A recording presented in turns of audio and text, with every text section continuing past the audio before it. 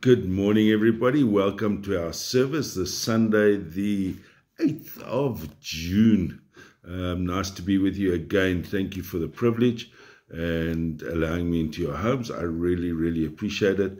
And I pray God speaks to us richly and deeply this morning. Amen. Our call to worship is taken from Psalm 104. May the glory of the Lord endure forever.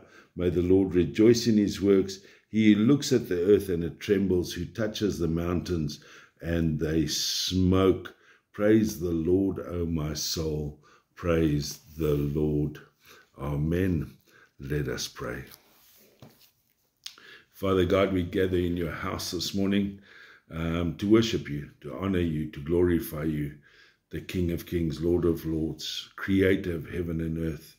Lord, just thank you that we have the privilege of being able to come to you because you first loved us. So thank you for your grace, your mercy, your love, and your riches. Father, we pray this morning that you continually and that we continually repent so that we may be forgiven. But Lord, we also come this morning to be fed and to be nourished. Your word and your message we pray for, Lord. Feed our souls, quench our thirst this morning, Lord. We pray in Jesus' name. Amen. Our reading, no, not our reading today. We're going to start with a bit of an introduction today. Today, Pentecost Sunday, is the fulfillment of what John the Baptist says in Matthew 3:11. I baptize you with water for repentance, but after me comes one who is more powerful than I, whose sandals I am not worthy to carry. He will baptize you with the Holy Spirit and with fire. And Jesus commands us, and through his disciples in Acts 1, verses 4 and 5, just before he ascended, he says, we read, on one occasion, while he was eating with them, he gave them this command, do not leave Jerusalem, but wait for my gift, the gift my Father promised, which you have heard me speak about. For John baptized with water, but in a few days you will be baptized with the Holy Spirit. Pentecost.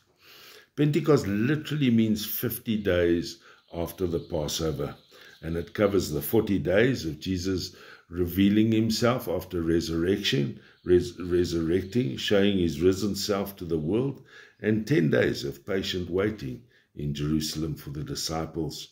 And then we get to where we are today, Acts 2, 1 to 21. Acts 2, 1 to 21. When the day of Pentecost came, they were all together in one place. Suddenly, the sound like the blowing of a violent wind came from heaven and filled the whole house where they were sitting. They saw what seemed to be tongues of fire that separated and came to rest on each of them. All of them were filled with the Holy Spirit and began to speak in tongues as the Spirit enabled them. Now they were staying in Jerusalem, God-fearing Jews from every nation under heaven. When they heard the sound, a crowd came together in bewilderment, because each one heard them speaking in his own language. Utterly amazed, they asked, are not all these men who are speaking Galileans? Then how is it that each of us hears them in our own native language? Parthians, Medes, Elamites, residents of Mesopotamia, Judea, Cappadocia, Pontus and Asia, Phrygia and Pamphylia, Egypt, and the parts of Libya near Cyrene, visitors from Rome, both Jews and converts to Judaism, Cretans and Arabs. We hear them declaring the wonders of God in our own tongues. Amazed and perplexed, they asked one another, what does this mean? Some, however, made fun of them and said they had had too much wine. Then Peter stood up with the 11, raised his voice and addressed the crowd.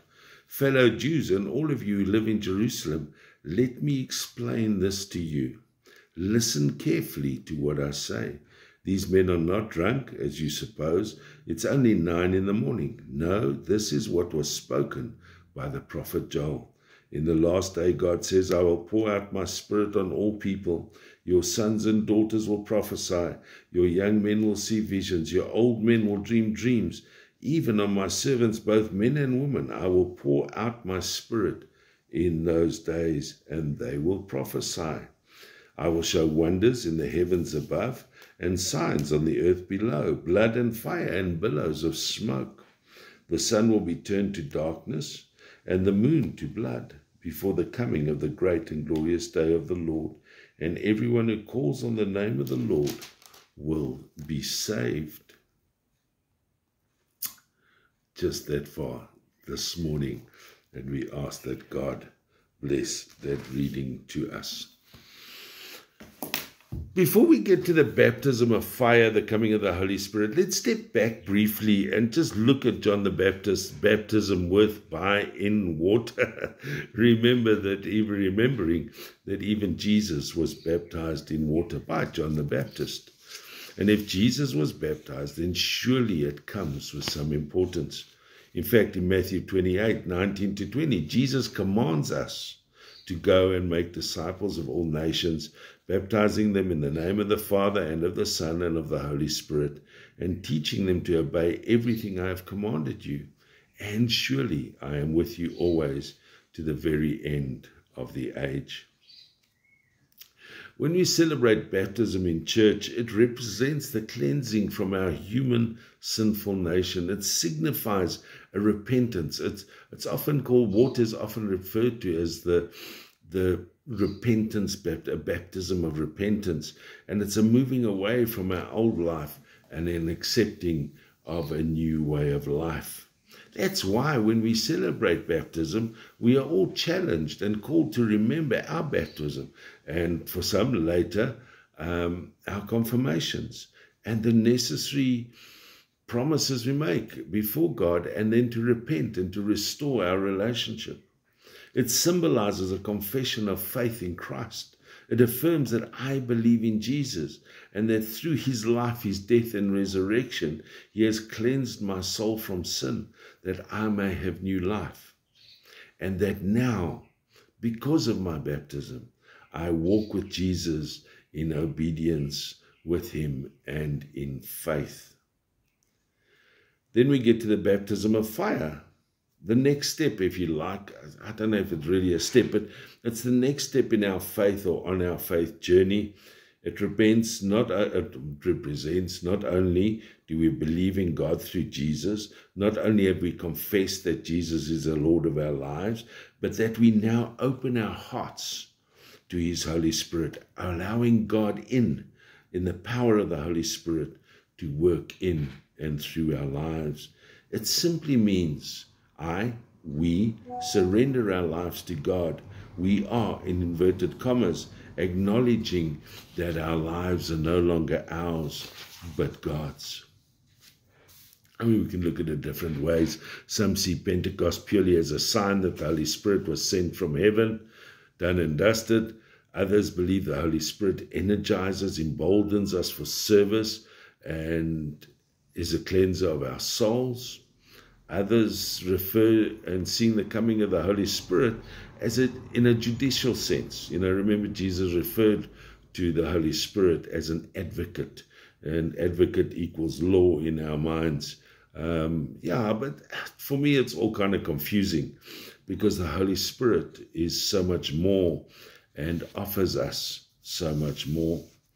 Sadly, today we don't have enough time to get into it all.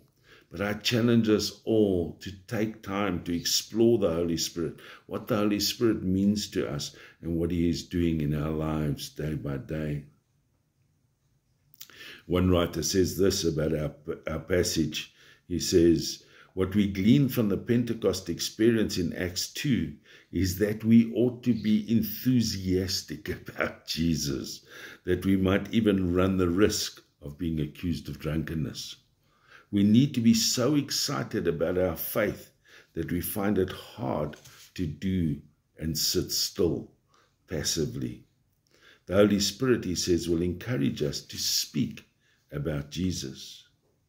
He then alludes to John Maxwell's thoughts on Peter's first sermon in our reading today, saying that Peter, after being filled by the Holy Spirit, he exuded confidence. He was optimistic, poised, buoyant. He spoke with conviction. He knew where he was going, what he had to say, and he spoke from his heart.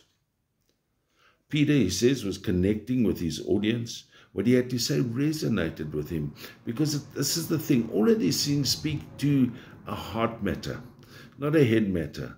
We battle to connect head to head because we have too many differences. But when we connect heart to heart, spirit to spirit, we start to resonate.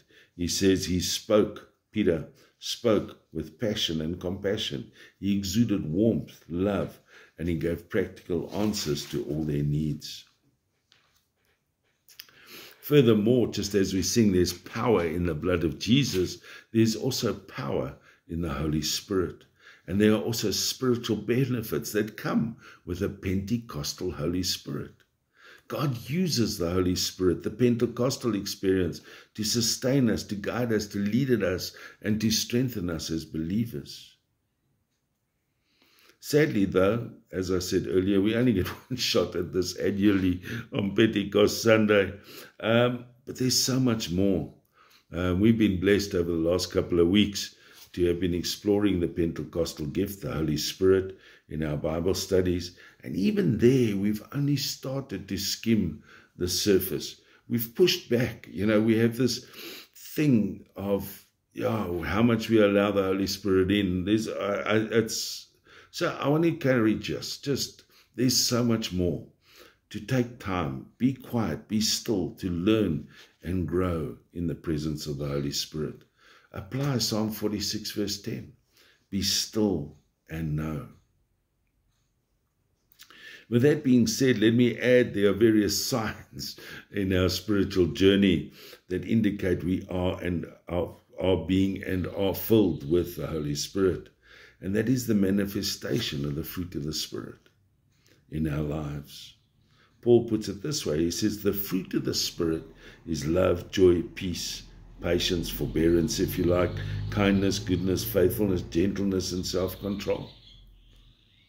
So we need to ask ourselves, when we say we're filled with the Holy Spirit, are these fruit visible in our lives? Are they evident? Do people see the fruit of God when they look at us? And then there's the giftings that come with the infilling of the Holy Spirit. Spiritual gifts that God, through the Holy Spirit, gives us, like Peter, confident, convicted, connected, and compassionate, enable us to serve God and others more effectively. Some of the gifts are listed in Scripture, Romans 12, 6-8, 1 Corinthians 12, 4-11, and 28. And it's a list of, and it includes talents, abilities, and I'm going to list them, but I challenge you to go and find it, research it for yourself. Prophecy, serving, teaching, encouragement, giving. Yes, giving is a gift. It's more than just what we put in the plate on a Sunday. Leadership, mercy, others being wisdom, knowledge, faith, speaking in tongues, in an interpretation thereof, and healing.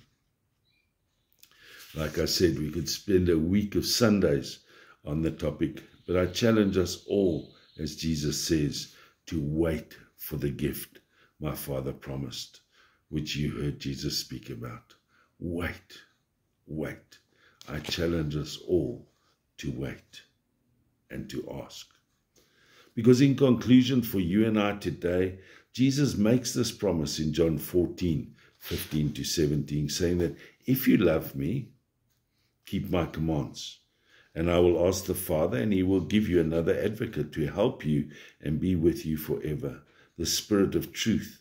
The world cannot accept him because it neither sees him nor knows him, but you know him, for he lives with you and will be in you. And he continues in verse 26, reminding us that the advocate, the Holy Spirit, whom the Father will send in my name, will teach you all things and will remind you of everything I have said to you. So I guess for us today, the question really then becomes, are we prepared to wait for the Holy Spirit? Have we allowed, through faith, the Holy Spirit to work from within us, remembering that he will only occupy the space that we allow him to occupy? And finally, my prayer is this: that when it comes to our faith journey, our journey of Matthew 6:33, seeking God and his righteousness, that we are not, that our hearts are never ever troubled or afraid, but that we say boldly and with conviction, come Lord Jesus, come. Fill me today, fill me anew with your Holy Spirit. Amen. Let us pray. Father God, thank you for today. Thank you for the message. Thank you for Pentecost. Thank you for sending us your Holy Spirit, the revealer, the encourager, the uplifter, the words when we cannot utter any. Lord, we can go on and on and on listing the attributes of the Holy Spirit. But ultimately, the Holy Spirit works within us, revealing you. And in the revelation of you, Lord, we change from glory unto glory. So, Father, may we surrender all to you today, this Pentecost Sunday. We pray this in Jesus' name. Amen. Thank you so much for allowing me into your homes. Again, like I said, always a privilege, always a pleasure. Be blessed, particularly this Pentecost Sunday. May you be filled to the uttermost by the Holy Spirit. So I say to us all today, now may the grace of the Lord Jesus Christ, the love of God, and the fellowship of the Holy Spirit be with us all, both now and forevermore. Amen. Go in peace to love God's world. Amen.